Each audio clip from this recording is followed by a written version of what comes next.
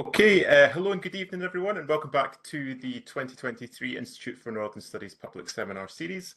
It's lovely to see so many in the audience tonight, and for those of you joining us for the very first time, a very warm welcome. For those who don't know me, my name is Dr. Andrew Lind. I'm a lecturer here at the Institute for Northern Studies, and it's my great pleasure to be chairing these seminars. Now, as is custom, I just have a couple of very quick housekeeping points that I just need to make before we get underway this evening. The first is just to make everyone aware that tonight's session, as has been told by the robot voice, is being recorded, and it will be available on the INS YouTube channel. So if you want to relive the whole experience, you can do so at your leisure. The second point to note is that you are all welcome to submit questions at any point this evening, and we'll collect them and put them to our speaker at the end. And to do so, please submit those questions via the chat function rather than the Q&A function on your screen. And when you submit those questions on the chat, just make sure that you're sending them to all panelists, and that will just ensure that none of the questions fall through the gaps. And the third and final point, and I'd just like to very quickly reshare my slides here, is that we'd like to do some shameless self-promotion for an upcoming summer school at UHI Perth, which will be run by my colleagues within the Institute for Northern Studies, and it will be called Rulers and Raiders, Celts and the Vikings in Central Scotland. This will be a residential course which will run from the 17th to the 22nd of June, and participants will take part in excursions, lectures and workshops, all being run by, like I say, my colleagues in the Institute. So if you're looking for that final Christmas present, looking to treat someone you love or treat yourself, you can find out more details and register for the course by emailing ins@uhi.ac.uk. Now, to return to the main event this evening, but very much sticking with all things Viking, I'm very pleased to introduce our speaker, Dr. Sven Kalmring, for this much anticipated paper. Dr. Kalmring wrote his PhD on the harbour at Hedeby and was involved in the excavations there and at Burka and in Iceland. He's now the senior curator of younger Iron Age collections at the Department of Collections and Research at National Historical Museums in Stockholm. His research focus remains firmly on the Viking period, as is evidenced by his extensive publication record in that area, including his upcoming book, Towns and Commerce in Viking Scandinavia, which will be published by Cambridge University Press. Tonight, Dr. Kalmring will discuss the benefits of broadening our definition of maritime cultural landscapes in his paper of Viking ships and harbours, aspects of the maritime cultural landscape. A very warm welcome to you, Sven. Thank you very much, Andrew, for your kind words, and thank you for having me. I've been looking forward for this. Now I try to share my screens in my turn. Now let's see. Here we go. And now you should be able to see my slides. Yep, that's perfect. Okay, excellent. Right. Tonight I wanted to talk to you about, as Andrew said, Viking ships and harbors, and introduce to you, if you've not came across that earlier, to the concept of the maritime cultural landscape. And I will provide you with many examples, mostly from the Baltic, because there's the area I've been working on the most, but also some other parts. And by the end of this talk, as an outlook, I want to introduce you to an ongoing project which is focusing on landing sites on the Scottish Westcoast. All right, but we'll jump into it. The maritime cultural landscape, that's a term which was coined by the guy you can see in the right-hand side of this slide, and that is Christer Westerdahl. And as you recognize immediately, the term resembles very much the landscape archaeology. And landscape archaeology, as you know, is, you can see that on the left-hand side of the slide, not just focusing on individual settlements, but widen our approach to encapsulate the whole patterning of human activity over a wider area. So include much, much more than just, say, a farmstead itself. And Christer, he took this concept and applied it on maritime archaeology, which was until then very much about ships and boats and wrecks, but not so much more. And as you can see at the bottom of this slide, that's one of his core sentences, I think, and I quote, the whole network of sailing routes, old as well as new, with ports and harbors along the coast, and its related constructions and remains of human activity underwater as well as terrestrial. So we're not only looking at the sea, but we also include the coastal stretches, really, which are crucial for maritime infrastructure. As I said, this paper was already published in 1992, and in the Baltic, it's been applied quite successfully, whereas in Scotland, it hasn't been used so far up to now. But what does his ideas encapsulate? Well, of course, you can't avoid ships and shipwrecks. And this is the most exciting stuff, of course, to find a prime shape Viking Age vessel. I've been on excavations where we should focus on harbors, and the moment somebody was shouting, I found a part of a Viking boat, the whole excavation was focused in 2 days on different stuff. So of course you need to include the shipwrecks or ships wherever they come from, wherever they are met in archaeological contexts. But as I said, Christer wanted to broaden the approach, not only the ships themselves. So he's added the land remains. We were talking about the coastal stretches already, and he includes inland settlements, the archaeology, and even the distribution of imported goods, which needed to have gotten there. And then he has a long list of features, really, which might be interesting in that context, like seasonal habitation sites, net drying stands, grave cairns, churchyards, sailing marks, beacons, stone mazes, ballast stones, and of course, not to forget the archaeological layers. Apart from that, he also brings in the tradition of usage, and this is a little harder to grasp because this is about mental stuff. So mental maps of coastal people based on existence of havens and routes and the influence of winds and currents. And well, when they are not put to paper, these mental maps, and the whole idea of mental maps is that's not the case, then it's really hard to grasp those. But we have a few sources which really can help us in that department as well. And the mental maps might, of course, include the study of route systems or spots. And that's interesting for constant need of guidance or pilotage. Above that, there's some 2 more points, and this is really the Harbours. The next one, the study of the natural topography. So the identification of suitable natural harbor basins, which, and that is a very Middle Swedish perspective, are now often on land, and that has to do with the land elevation in eastern Middle Sweden. And for instance, the harbor of the Viking town of Birka is approximately 5 meters above sea level in nowadays.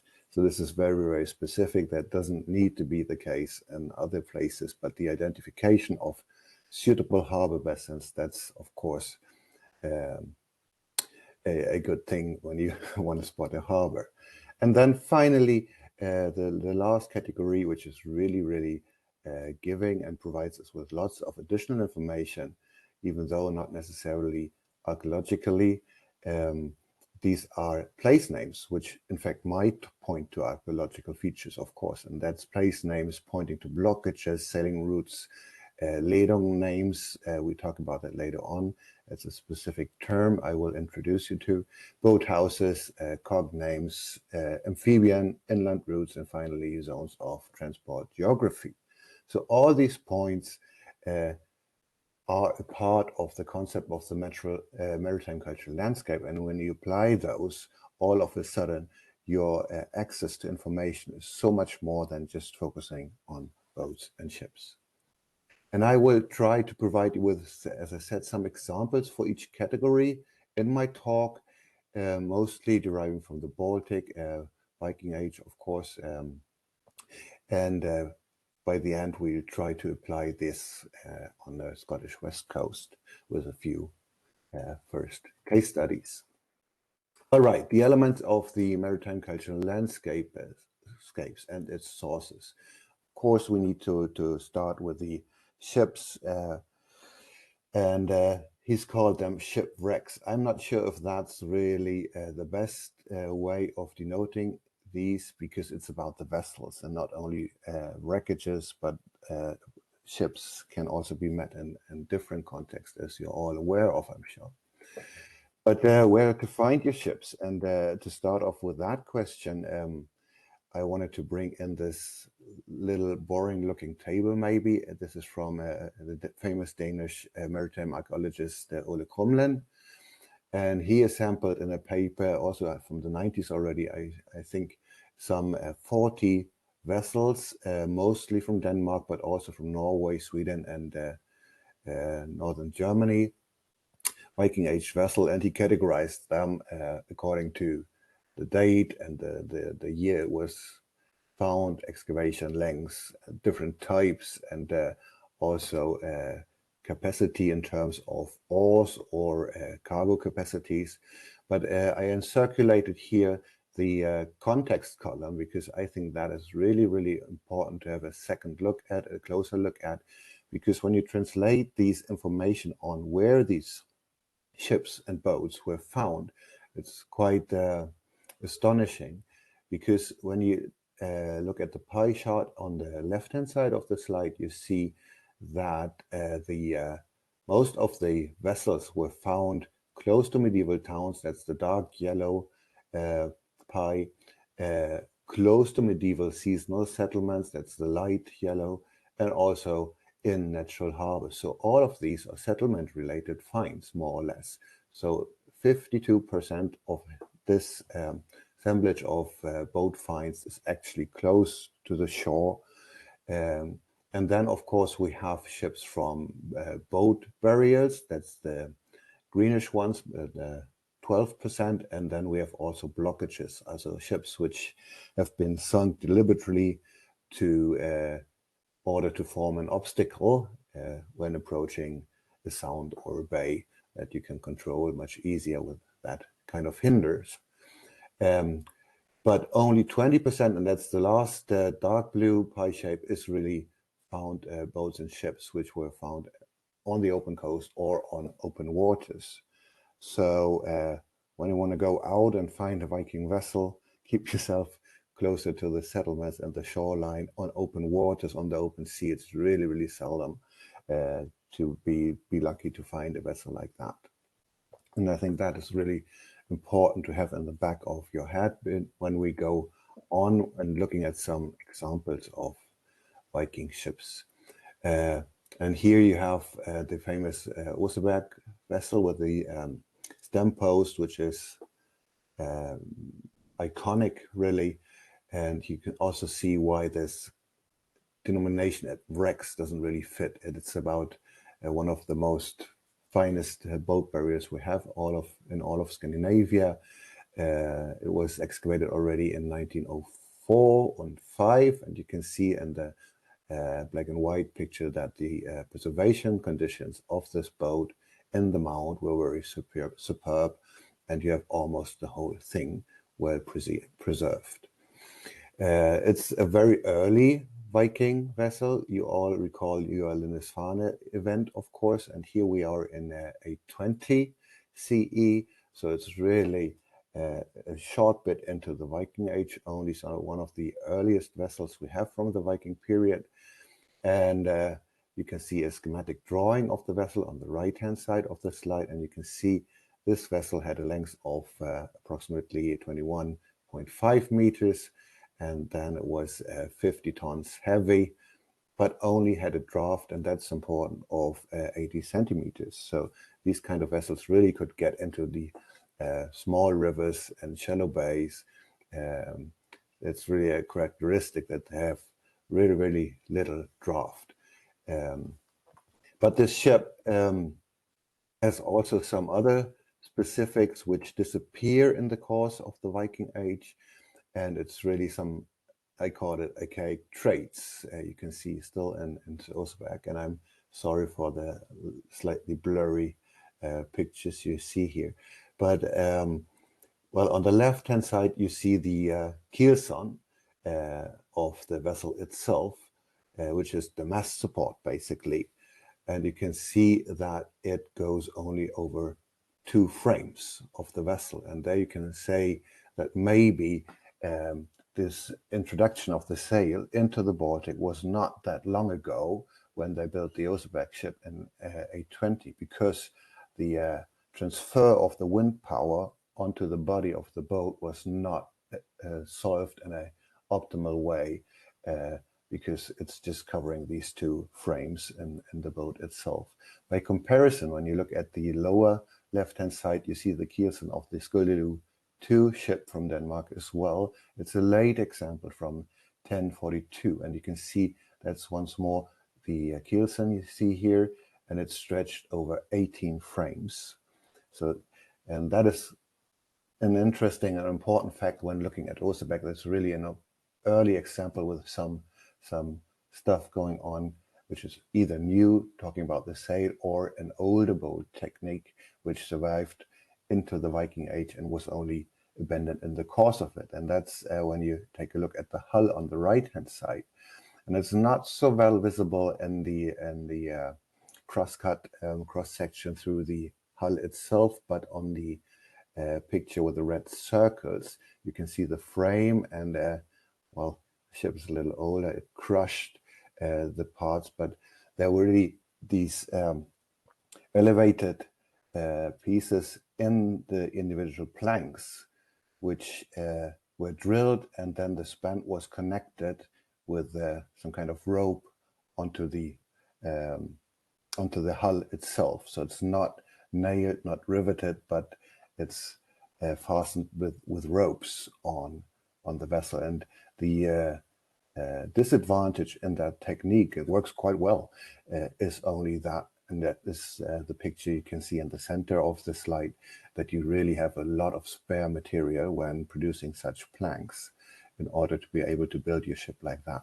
It's an old trade, I already said that, and that's the bottom right picture. You can see the example of one of the few vessels we have from the Roman Iron Age, and that's of course the so-called Nydam boat.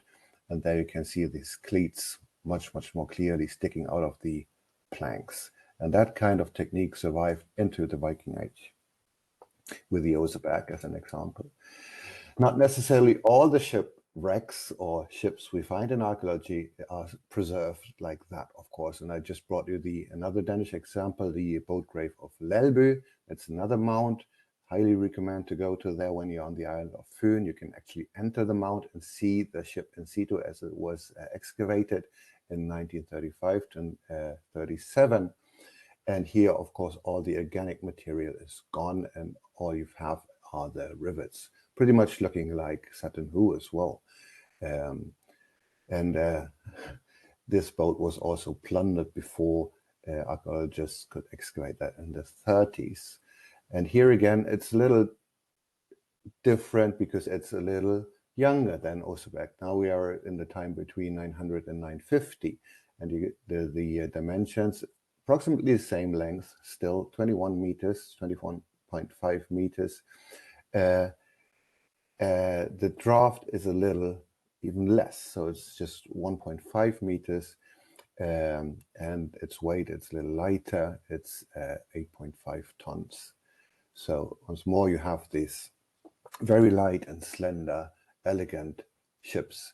But as I said, the preservation conditions are not always that good as in the pristine find of Oseberg or Gokstad. But also you have to think of cremation boat graves, of course, and land upheaval, leaving its effects on the preservation conditions. Shipwrecks can, as I mentioned before, also be found in blockages. And the most famous of all is, of course, the Peberenden blockage. And you might not have heard of Peberenden. That's just the site, and the ships from this blockage, which were sunk in approximately 1070-80, are called the Skåldelv ships, and they are on display in Roskilde and the Viking Boat Museum there. And on the upper hand left picture, you can see really that there's a narrow sound with somewhat deeper water, and this was closed by sinking the boats deliberately. And they were excavated in the Cofferdam in 1862 and preserved and quite well published, of course. As you can see, that's the publication on the upper right-hand side. What is so great with the Skuldaloo blockage is not only the preservation conditions, but it's 5 ships which were found there, and all of them were of a different kind of type. So here we're being in the late Viking Age, you have 5 different types, specialized ships. All of them is different. And I just want to point out these differences without having to look at every boat by picking out Skuldaloo 2. Was originally thought to be 2 ships, therefore these /4, but it's just 1 vessel. And it's called the Great Longship, and you all heard of that. That's the Howhingston, the Sea Stallion, which as a reconstruction made her way back to Dublin, because that's where the timber comes from. And this vessel is really quite extreme. It has like a length-breadth ratio of almost 10 to 1. It's 30 meters long and 3.8 meters wide. Draft also once more 1 meter, not more than that, and it could carry a crew of 65 to 70 men, so you could really transport a minor army on that vessel in the late Viking Age. By contrast, the Skuldaloo 1 vessel, it's called the ocean-going trader or high-sea cargo vessel, has a quite different shape. It's sturdy and very, very heavy by comparison. This one has been probably built in Western Norway, and well, it's just half the length, 15, 16 meters long, but most importantly, it could carry a lot of cargo, and thus the displacement is alone 20 tons. And then I think it's another 20 tons additional cargo. I missed giving you that figure in the slide. And this, of course, has a crucial effect on the draft as well, which is more. Here we are rather at 1 meter. Right. And finally, talking about more or less maritime settlement / context, the context of medieval towns. I wouldn't call Hedeby necessarily a medieval town. It's a Viking Age town, of course. That's the category Ole Krummen went by. That's the Viking town, and not so, or rather recent UNESCO World Heritage in northern Germany. And here in the 70s, late 70s, in 1979, another large longship was excavated in a cofferdam. They copy-pasted the methods from the experience in Roskilde. And here you have a ship which is even 21 meters long and has almost even more slender. It's just 2.5 meters wide and a very, very little draft by seeing the dimensions, just 0.75 meters. So this is another prime example. It's thought to be a royal ship or a longship of a royal standard, which sunk here in the on the shore of Hedeby next to the massive jetties which have been excavated the previous year. Okay, you already figured out Viking ship is not a Viking ship, and that was pretty much my idea. Jumping to the first category, we started off with the example of Oseberg. Gokstad does also belong to that, and these are really multifunctional personal carriers. They could transport a crew, but they could also transport some kind of cargo, some amount of cargo. And only shortly before 900, you have the specialization. I'm talking about the graph in the center here, that you have really these heavy and broad cargo carriers, which only could be sailed, by the way. They couldn't be moved by oars anymore because they're so specialized. And then on the other hand, and that's the part, the lower part of this graph, you have the specialized personal carriers. So you might also call them warships simply, which can't carry too much cargo. They're really specialized vessels for warfare. And that specialization, as you could see, happens shortly before 900. And that, of course, and that's the right-hand picture, has to do with the development in the society. I mean, with the multifunctional ones, you could go either on the trading voyage and had at the same time enough crew to defend your cargo against enemy attacks. But you could also decide one beautiful day, now we go on a Viking raid, and you could use one on the same ship. In order to be able to build these heavy, slow-going cargo carriers, they were pretty much defenseless and really purely depending on wind power. You needed to have a framework like a royal power which could protect these kinds of vessels in the respective waters. So this, shortly before 900, has as much to do with shipbuilding as the underlying societal transformation. From here we jump to land remains, and I need to talk a little faster, I see. Well, we took some time for the ships. That's good, I think. Land remains as the next category of the maritime cultural landscape: inland settlements, archaeology, distribution of important goods, and so on and so forth. One nice category, even though it's just one single feature excavated in all over Scandinavia, I believe, are historic beacons or signal fires, which you want to have along the coast in order to warn everybody from a approaching enemy fleet. And this example you see here on the right hand side, that's the Danish island of Fyn, and in Danish you have the syllable vor, vorbjerg, vorhøj, so that's the hill or the mountain with the signal on. And this is one of the first studies executed in that area. You can see that on the bottom left side of the picture. That's the atlas on the coast of Fyn in the Iron Age, Viking Age, and Middle Ages. And here one started mapping these place names, which point to these kind of features, beacons, which are archaeologically a little hard to grasp, but they survive by the place names. You can also find them when you zoom into the Stockholm area. The red dot on the central map, that's the Viking town of Birka in Lake Mälaren, and all the dots along the coast and the archipelago are places of signal fires. And of course, they work in networks. Somebody approaching from the coast, this news needs to get all the way to Birka, for instance, into Lake Mälaren. And it's rather an old-fashioned research which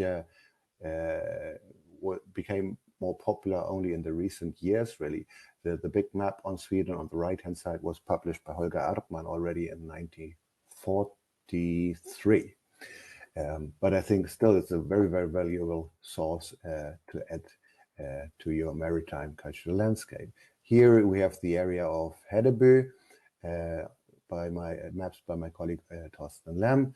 You can see all the dots and crosses are barriers, settlement indicators, Hedeby to the bottom left. And he added the white dots with a B, that's beacons, which he could figure out by the place names. And of course, these beacons needed to communicate with each other. So they need to work in networks, and you might have a few like you see on the right-hand side and see that they're actually, while simulating it with the view sheds and the GIS, could interact with each other. Then you can also define gaps in the system where you need to look further for additional such places.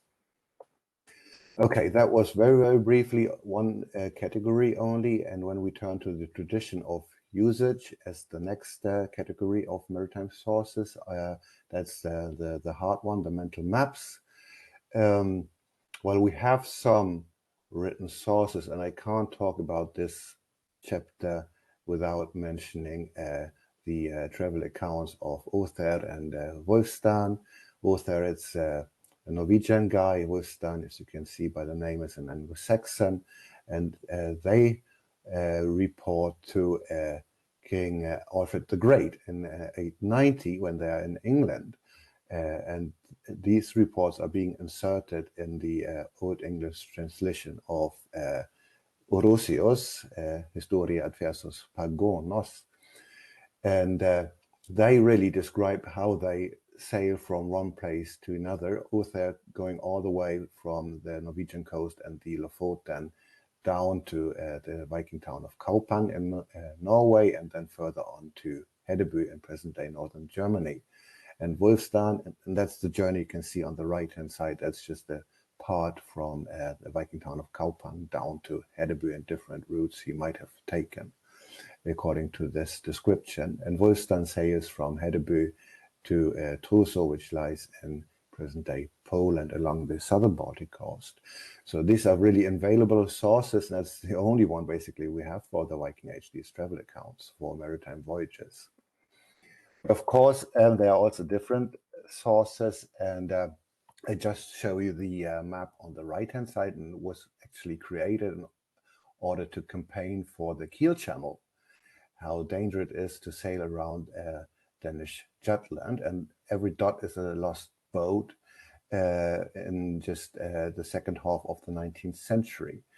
But this map also works very nice to explain why Hedeby is so successful, being situated at the bottom of the Jutland Peninsula, because it's the narrowest part, and you could get your ships from the North Sea into the Baltic by crossing only 16 kilometers in between overland.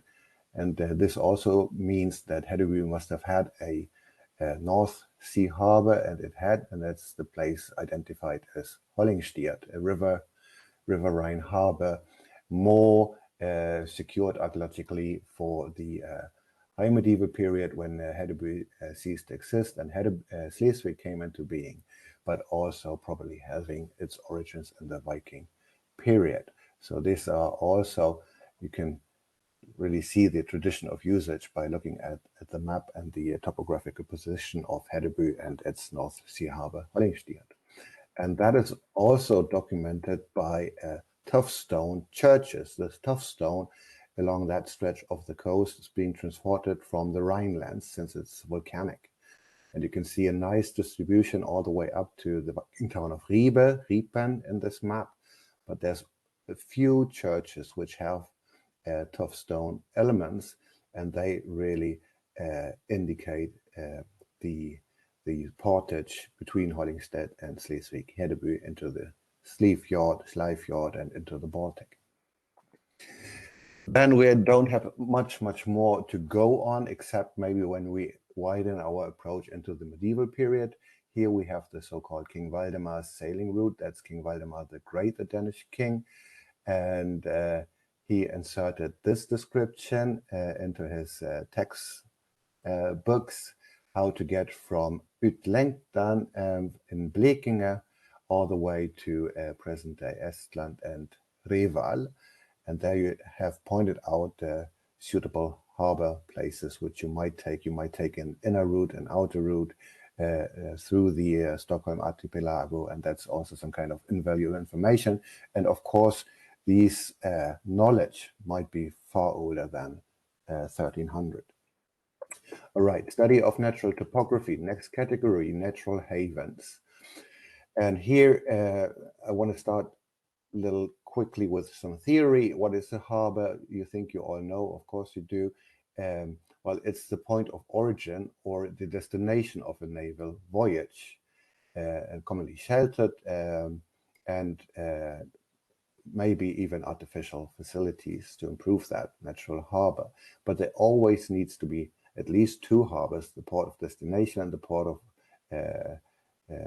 origin and the port of arrival. Excuse me for this. So they need to be studied in networks, and also it's very clear that the development in shipbuilding puts the demands of how harbor facilities need to be shaped and not vice versa. Okay, well, you can define a harbor by various aspects. We don't need to go into that. The transportation system, if it's maritime or inland harbors, the connection to waterways, the topographic situation, river harbors, offshore, coastal, island harbors. And also, and this is, I think, we can be more specific as archaeologists, the usage. Is it a border market? Is it about goods exchange, export, safety harbor, transshipping, transit harbor, overnight harbor, shipyard, naval harbor, food supply, fishing harbor? And of course, these functions can also combine. minutes, I want to focus on the left-hand side, the landing places, and I myself try to define those. Landing places are rather the simple ones. You need a good natural harbor, and then you can either landing on the shore, by drawing your ship on the beach, or else by in the North Sea area, letting your boat fall dry. And then we have the more developed structures. That's what I described as wharf constructions, which offer a floating berth. And in order to do so, you need to have artificial structures like jetties, piers, wharves, or hybrids, and so on and so forth. But we are after the landing sites in this paper. If you can see simple landing places, just a beach really needed for landing on shore. You might also want to have a more solid access, but still the simple landing place at the beach. And then you have the tidal harbors, and you can also improve them by building some kind of solid access, but it's not really jetties yet. And then, of course, you might want to have some poles for fastening ships on shore, as you can see by the small picture of the Bayeux Tapestry down there. And I just, as an example, brought you, coming a little closer to Scotland, the tidal harbour of Oban and how ships fall dry at low tide. We have many examples of these simple landing places. Bayeux Tapestry, one of the most invaluable sources in that regard. You can really see that the Normans are going back and forth without any proper harbour facilities. You can see that the anchor has been brought on land in order to fasten the ship. And that's maybe sometimes also what you get. You might think of the fine and nice example of the Viking town of Ribe, for instance, that they should have discovered the harbour facilities to that Viking town. They haven't until now. The only thing they have is an iron anchor. And sometimes it's not much more. It's just a single event, for instance. It doesn't need to leave any more traces than maybe the odd anchor or a potsherd or something like that. So sometimes really hard to find these landing sites, depending on the level of activity, of course. But in the sources, well documented that these landing places, these simple ones, often are used as beach markets as well. So just put up some tents on the beach and had a marketplace there close to your ships. You can see that how it worked in the Egil saga. That's the first example. We don't need to read up that. What is also interesting is the laws of the Hanseatic town of Visby on the Swedish island of Gotland, and there you can read that the beach is protected by law. So 8 fathoms, that's 40 meters inland, is free for everybody to gather. And the last example, I think, in the British context is very interesting. Of course, you know, all of poor Bedohead is being slaughtered at Dorchester in 789. But I think what happened is here really that he came down expecting a beach market and was not really prepared to meet a Viking attack. So even these can be taken as a source in a certain regard to beach markets, or at least the expectations of that, taking money for leaving these guys having a beach market down there. We have many sites which are connected to beach markets. You can see here at the map, once more, we don't need to look into that any closer. They're going up to the 80s, and that's a map from the 90s. So there are many more by now, I'm sure. And there are just 4 Viking towns which have proper harbor facilities, and that's Kaupang in Norway, Birka in Sweden, Ribe in Denmark, and Hedeby in northern Germany. All the others are trading places, beach markets. And the oldest one we know of is once more on the Danish island of Fyn. You might have heard of the site of Gulme, which is known for large halls, rich finds and golds. It's really a magnet's residence of the 4th and 6th century. So we are in the migration period. And this site had a connected landing site at Lundeborg, close to the beach. That's the black and white picture. Sorry, there's no better one available, but that's really the oldest ones we know of. They have become much more common when we come into the Viking period itself. Another famous one is Rerik or Strönkendorf, and here we are on the southern Baltic coast. And that site is really important, not only due to the archaeological features. You can see towards the center and the left-hand side, it's a harbor bay, now completely submerged. Many pit houses, many finds of coins, scatter coins from Ribe, I think mostly. But this site is been destroyed, and that's the predecessor of Hedeby, if we want to say so. It's been destroyed in 808 of the Danish called Danish king Godefrid Gottrek, because he was after the taxes and he transferred those guys doing trade there towards Hedeby. So once more, a nice source for a beach market.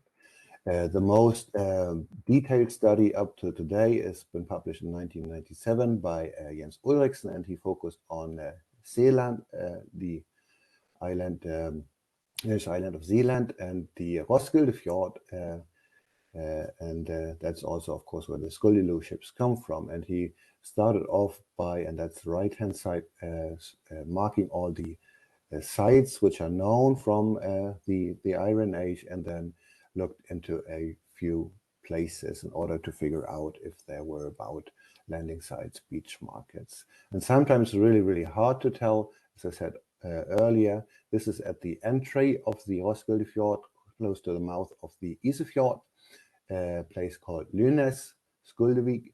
And the excavation plan, you can see a couple of pit houses. So would never have expected this in a different setting to be a beach market or a landing site. But here it's really obvious because it's at the river mouth or the fjord mouth. And also you have a nice wreck right at the front door, and that's the Lyneskibe. You can see in the bottom left from 1140. But this is how landing places looks. It doesn't get much more than that often. So it's really tricky. Place names, finally, as another of Christer Westerdahl's categories. The final one, blockages, sailing routes, sledongnams, and so on. We look into this. Here we have once more the island of Fyn on the map on the right-hand side, and here you have these names starting with Snecke, and there's quite a lot of them. And Snecke, that's actually Danish Scandinavian for the snake, and it's mainly used for a special type of warships, and it's not the biggest ones, not the 30-meter longs I've showed you at the beginning of my talk, but it's these mid-size warship. Here you see a reconstruction of the boat of Skuldelu 5, which we haven't looked into so far. Construction is called Helge Esk, and it's indicating, the place names indicating this kind of vessels from the Viking Age and early Middle Ages. So all these places have some connections with the landing sites and ships. And here you have a prime example of how stupid modern borders are. You can see on the right-hand side a map of the Danish Snecke names. We've seen the ones on Fyn.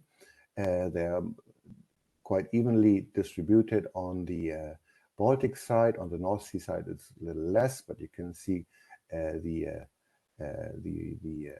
Limfjord area, so the crossing at the northern part of Jutland, and even there, even distribution of these landing sites indicating names. And stupid are national maps when they end up by national borders. As you can see here, the part around Hedeby has been missed out, but of course, and that's on the left-hand side, there are some more place names referring those to these kind of vessels, these mid-sized warships. From Hedeby to the area of Lake Mälaren in eastern central Sweden, you might spot Björkö in the center of the map, that is Birka.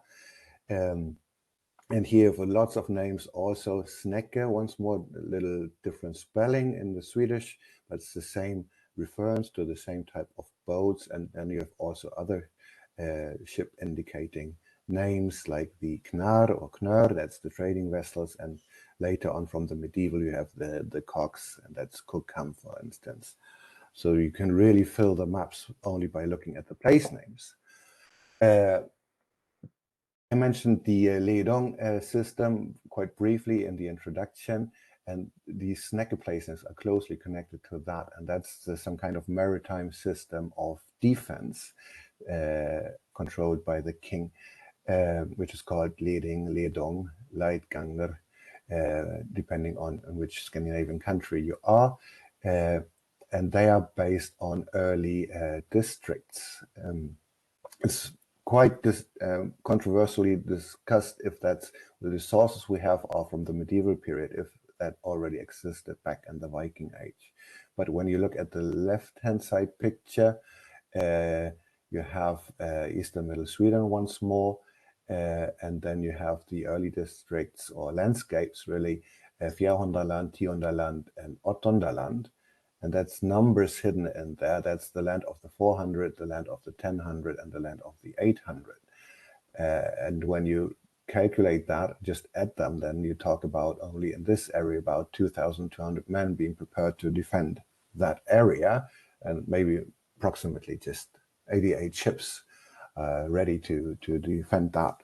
So that's the Ledong names, which are connected with the snecke ones. The most famous place for these snecke place names is on Filbrøl O.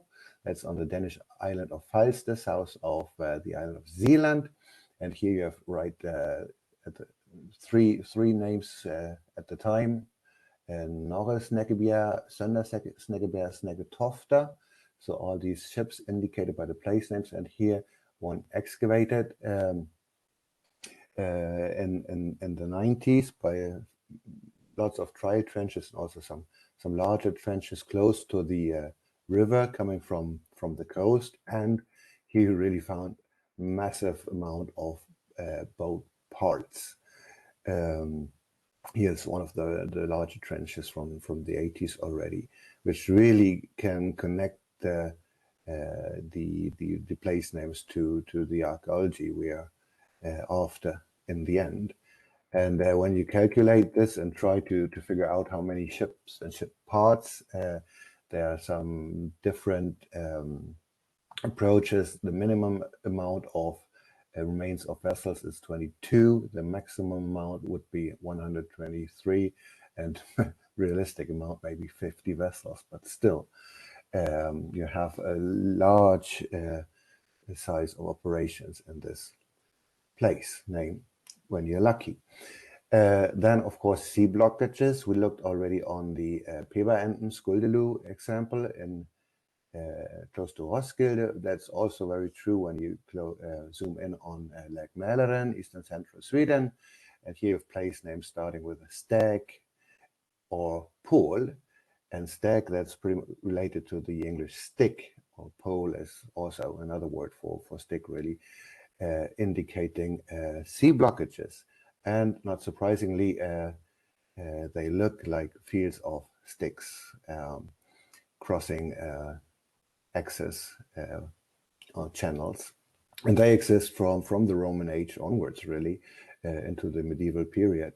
To the left-hand side, once more, Fyn, and then you have the Danish name indicating place name Stige, Stiak. You can hear it's the same word, stick, still in that word.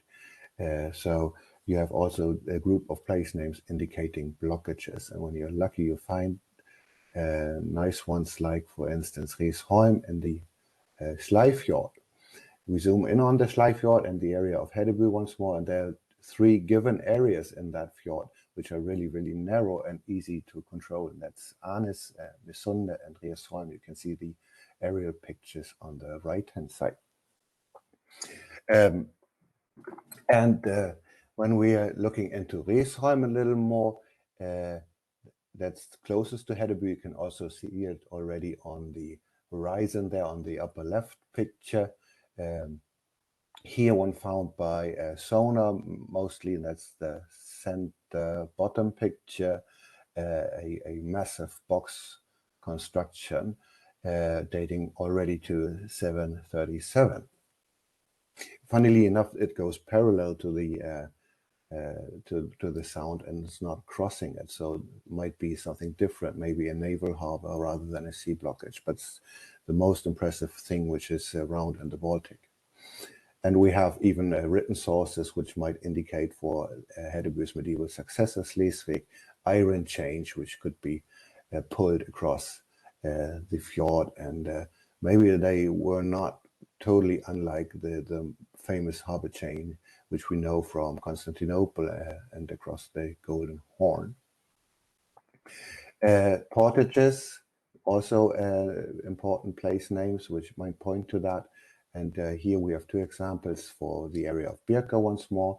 When you come from the coast into Lake Mälaren at Södertälje, that's the left part, and there's a small stretch which you needed to cross to get into from the Baltic into Lake Mälaren, later on at least. And then Draget, that's the center picture, that's a shortcut towards Old Uppsala. In Draget, you can hear that already. It has to do something with to draw. So that's that kind of name. And there's just one, and I want to be very clear on that, there's just one approved Viking Age canal. And Viking Age is already almost a lie because it's a little older. It's from 726, and that's the Kenhave Canal on the island of Samsø, situated close to the Danish town of Aarhus. And here you have remains of a canal which was dug through the narrow strip of the island of Samsø. That's the only example we have from at least the Baltic Viking world. I understood that you're quite fond of Viking canals in Scotland. That's why I'm saying this. Okay, coming to the last part of the lecture, this will be quick and some prospects. So what we do with this concept of maritime cultural landscape when we really want to broaden our source material apart from boats and ships, and where would we get if we do that in understanding the maritime cultural landscape on the Scottish Westcoast, for instance. And here Alexandra Sandmark and I have started a project 2 years ago called The North and the Sea, the Maritime Cultural Landscape of Scandinavian Scotland. And that's the guys working on the project right now. From left to right, you have Alex, you all know, I'm sure, me, Andrew, also UHI, of course, and then we have geophysicists, which are really, really important for the project in order to be able to cover larger areas. And that's my colleague Dennis Wilken from Kiel in Germany. We have, of course, Shane as a postdoc at UHI, and then we have Erman, and he is also a PhD student working with the geophysics. These are the guys working with the project, and what did we do? Of course, I can't really talk about everything we've done so far, but I just want to show you some examples of how we approach this thing by some case studies. You recall first category of Christer Westerdahl's even enhanced approach on the maritime is, of course, the wrecks. Well, the best preserved part of a Viking ship from all over Scotland is, of course, the stem posts from Egg. It's actually two. It's one rough out and a more ready-made stem post. You can see on the left-hand side there's a C14 date dating at to 885 to 1035. So basically more or less the Viking Age.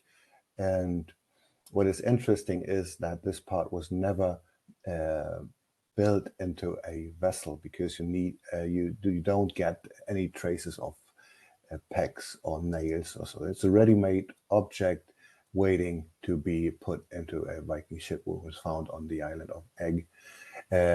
By its dimensions, it would fit best into a Sculdulu 3 kind of vessel, which is called also a coastal trader. And by dimensions, it's a mid-sized ship, not a warship though, 40 meters in length, 0.9 meters draft, cargo capacity, some humble 4.6 tons. So that would be a ship fitting to the egg stem post. And the land remains, we were talking a lot about beacons. These are also, of course, available on the Scottish West Coast, and Alex and Shane are mapping them as we speak. There is one example on egg as well, close actually to the find spot of the stems, and that's on the left map. It's Dunan Talasgair. Sorry for my non-existing Celtic pronunciation. And this supposedly beacon site had view contact with the island of Skye, and to a spot where we have one of these Viking canals on Skye. You can see on the right-hand picture. So we have, of course, even this kind of place names, which would be worth having a closer look at. And land remains also encompassed house foundations and grave cairns. And here I want to take you briefly to Colonsea, and you have the Bay of the Machrans here on the left-hand side, and it's most famous for a ship burial, which we try to re-identify, but there's also cairns, burials, and a settlement, and that's really interesting. That's the center of this slide, the settlement, which has been identified close to what you need to expect to be a landing site. You have the boat barriers, you have the settlement and everything. So that would be land remains which belong to the Maritime Cultural Landscape, simply. The tradition of usage, I always, as you know by now, say it's hard to grasp, but here we have historical reports, of course, of expeditions along the Scottish West Coast. On the left-hand side, we have Magnus Berfetter, an expedition from 1098, and here we have actually place names indicating harbor sites, landing sites, which can be identified more closely. On the right-hand side, you can see a later journey of Håkon Håkonason from 1263. And also can see that they're taking different routes. Obviously, one is more an outer route, the later one, and the route from the late Viking Age is taking closer to the coast, the inner stretch. And finally, natural topography and natural havens. Then we jump back to Egg, to the beautiful Bay of Legg. And here, Martin presented in 2017 the idea that actually the bog behind the beach wall might have been some kind of inner harbor bay. And that is, of course, something which made us very, very curious to look into. A perfectly sheltered bay would be quite nice to have close to the stem posts from Egg, of course. And maritime place names here. Andrew is a fantastic resource, helped us. That's still on Egg, and here you have the area actually where the stems have been found. It's buzzing really of Scandinavian place names, and I don't want to bother you with my non-existing Gaelic once more, but we have Ladhammer. That's the Old Norse for nose of the landing place. That's the big round circle in the middle.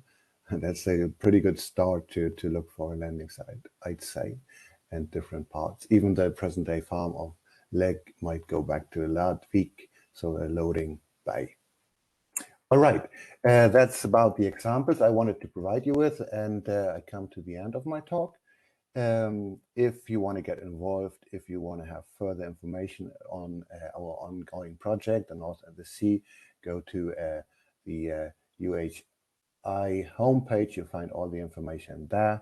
The project is into its second year, and will go on even next year. So we have one more shot for field research and much, much more, which adds up to the maritime cultural landscape of the Scottish Westcoast. Thank you for listening. Perfect. Thank you very much, Sven. That was fascinating. I learned so much this evening that I didn't know beforehand. Thank you.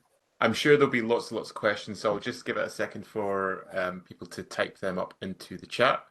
Um, just a quick note from Irina, who gave a fantastic paper last month for us. She very much enjoyed that, and she'll catch up with the rest of the presentation up on YouTube. Excellent. So just, I know it's there'll be people furiously typing at their homes across Northern Europe just now. So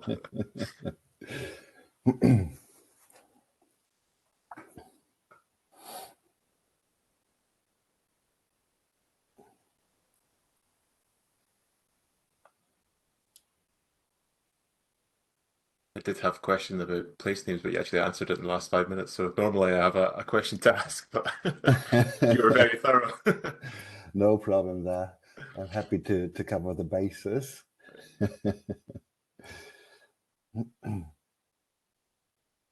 Maybe you could speak just while we're waiting for people to send in questions. What is the plan for the North Sea project over the next year? Is in terms of the field work, are you targeting any specific areas moving forward? Yeah, well, we started out with Egg on the first year, and the second year, this year we have been on Colonsea, and we thought that Colonsea is so much giving that we might turn back to there. Okay. The Mahrens is really quite nice, and I already have some kind of settlement which is related to that. So we're still discussing this fact, but that's probably what we do. But also this project has only a limited amount of days in the field. Sure. It's about gathering what's already there, going through the place names, going through everything I talked about basically, and then to exemplify by a few case studies. Mhm. And then you could apply for the next upcoming project and pick the finest ones where you Okay. have all the information from the Westerdahl's Maritime Cultural Landscape and go back. So yeah, the focus is Okay. not on field research itself, but it's of course beautiful out there on the Scottish Westcoast, Yeah. and it's thrilling to be in the field and try to find some actual archaeological evidence. Yeah. Yeah. And you mentioned these beacon sites, and this is something that I've spoken to Shane about. Have you been able to identify lots of them from the West Coast in Scotland?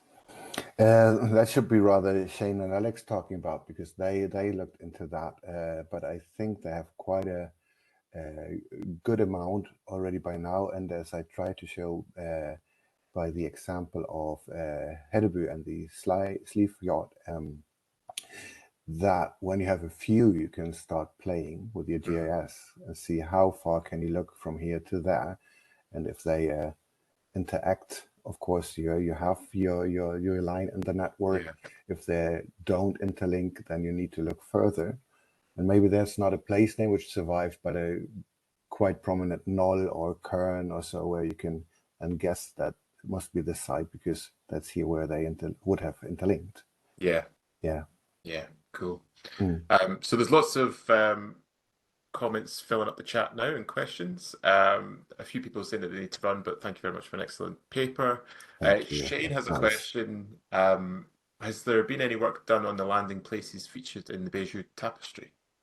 I don't think so. I don't think so. And well, depending on the urban development, of course, in these areas, sometimes hard. But well, there are some British sites which maybe still might offer that Yeah. opportunity. So yeah, that would be more than exciting to I'm do. sure Shane asked that with an idea in mind, so there might be Yeah, conversations to be had, yeah. I think. A question from Rebecca saying, you mentioned when talking about natural topography, different types of harbours, trade, fishing, etc. Do you have a way to identify these types in the topography, or is it through traditions of use? Well, and it's mostly, I think, it's easiest in Denmark to identify because they have a proper framework for metal detecting, simply as simple as that. Yeah. And then you can identify these sites much more easier when you don't have a place name connected to that. But sometimes it's just a perfect bay, and then you can already assume that this might have been a good landing site, and you just go looking for place names or archaeological sites. And this is also why we are so happy, because you need really, like in landscape archaeology, cover larger areas in order to be able to pinpoint, to find your site. And you can't do that only by excavations, of course. So surveying is really the key, and that's of course metal detecting. And that's why we have the geophysicists in our project. They really are quite amazing, and have already by now covered the whole Bay of the Machrens. So we just can say, okay, this looks interesting, and this relates to the trench which was executed there.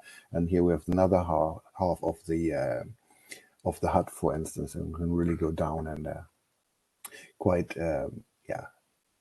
targeted try trenches. Simply. Yeah, it's fascinating to hear the kind of multifaceted aspects of this and how everything works in conjunction with everything else. Yeah. There's two questions which I'll maybe pull together because they're talking about similar things. One from Sheila, one from Leslie. Sheila was asking if there's been any work done on the Norse east coast, particularly around sites like Dingwall, Cromarty Firth, and Easter Ross. And Leslie asked about the northeast of Scotland, north of Wick, again, if there'd been any work done there, because the coastline is a suitable area for these sorts of sites. Right. Here, Alex would be the better part to ask and discuss that with, of course. Alex is running right now a parallel project around the Orkneys, of course, and doing pretty much the same thing here. And it would be quite amazing to put these things together once she's done there. When you come further to the east, I'm not so sure how much is done, to be honest. Okay. But we, of course, after the Norse or the Viking impact, and that's much more documented, of course, on the West Coast, and that's why we ended up for sure.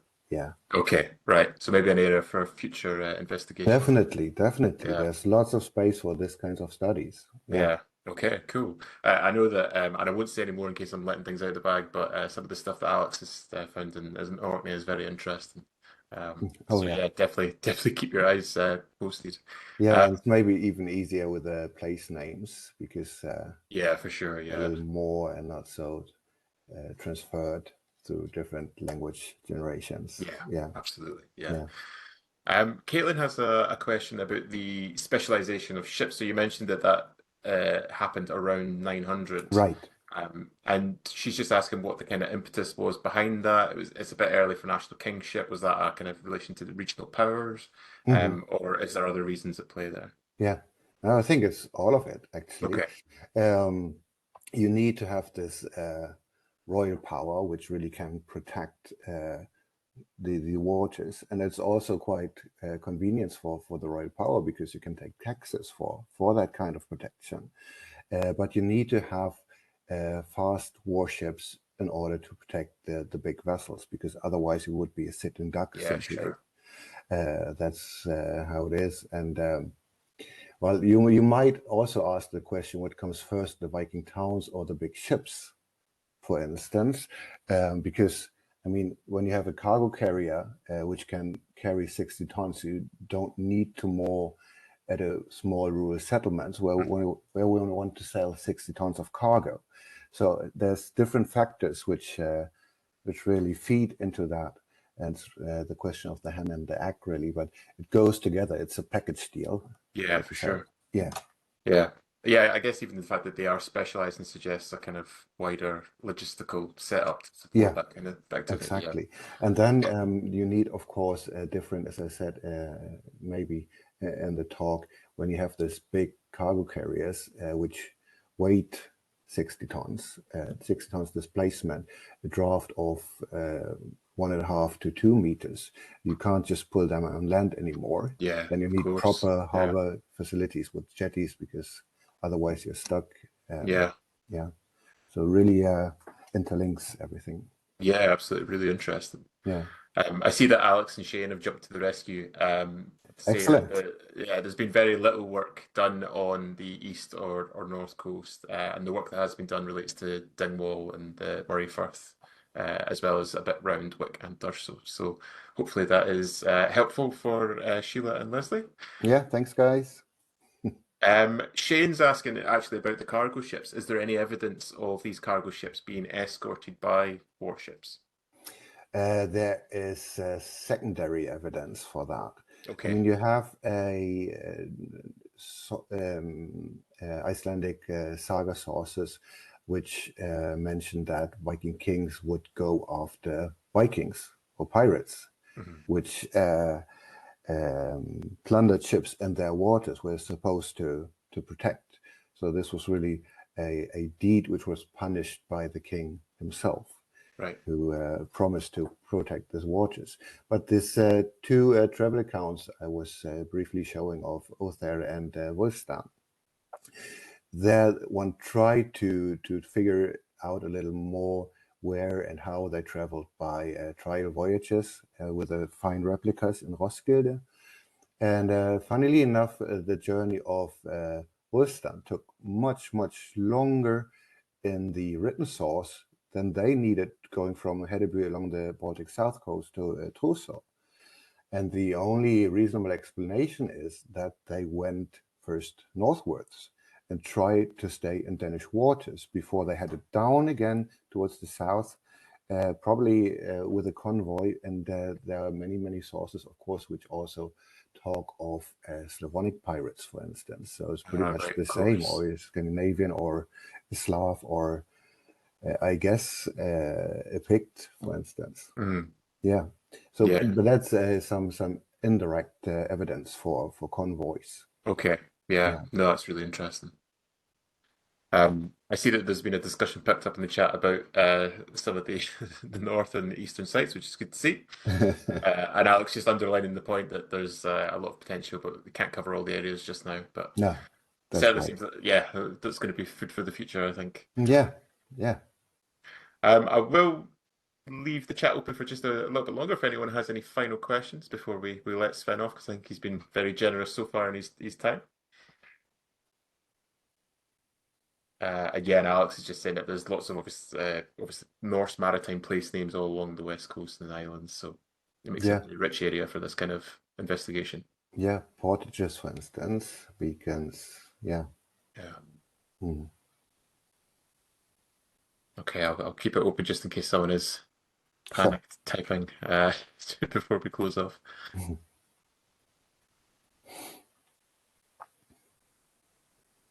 Yeah, but as I said, I'm sure it's you're happy to get in touch. Anybody who thinks this is exciting, get in touch with me, with Alex, everybody on the project, and get involved. Yeah, Simply. super. It's going to be great to see the project as it develops. Yeah. Just so much potential here, I think. Hmm.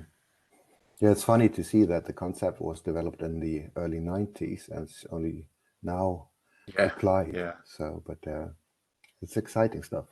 Mm. But I guess that, like you said in the paper, it's as much about the kind of wider contextual picture because we know so much more about what's going on around the Baltic now that Yeah, you can really start to put that bigger picture together. exactly. And just borrowing the settlement archaeological approach simply on the maritime sphere to widen, Yeah, draw absolutely. in Yeah, as much stuff as you can and information. Yeah. yeah, perfect. Oh, Victoria's got in there with the last question. Oh, there's a couple Hmm. coming through now. Everybody's always been bad at typing. Victoria's asking on the beacons, did they act as lighthouses or as something more oh, I can't speak Yeah. now. No, it's the Communicative. letters. It's the letter. It's like yeah, heaps of wood really who needed to be protected, of course, and only in events of raids were lightened up. So not as ordinary lighthouses or so, just in case of danger. And of Yeah. course, you needed to ensure that not uh, an enemy lights up your beacons, for instance, or that they go off when they're not intended to. And so Yeah. it's basically like in Lord of the Rings when the signal fires are going across Yeah. the mountain range. That's a pretty good picture, I think, to Yeah. imagine how this worked. Yeah, these big signal chains. No, Yeah, excellent. yeah. Okay, okay. I don't think there's any more questions. Victoria said that's exactly what she mentioned. Well, Lord of the Rings is always a good point on which to close Yeah, things off. yeah, that's right. So all that's left for me to do this evening is to ask everyone to join me in the traditional INS awkward round of applause online for a fantastic paper, Sven. Thank you very much. Thank you for having me. It was a pleasure. And we hope to get you back on later on, and we can find out all the interesting stuff that you're going to be finding out over the next year or so. Yeah, would be great. I'm happy to. So the only thing I need to mention before I let everyone back into the wild is that this was the last seminar for this academic year, but don't worry, we will be back on the 29th of February in the new year for a very different paper from one of our PhD students, Dale Lidderdale, where she'll be looking at transitions in Scottish policy, embracing complexities to support efficacious implementation of progress governance models.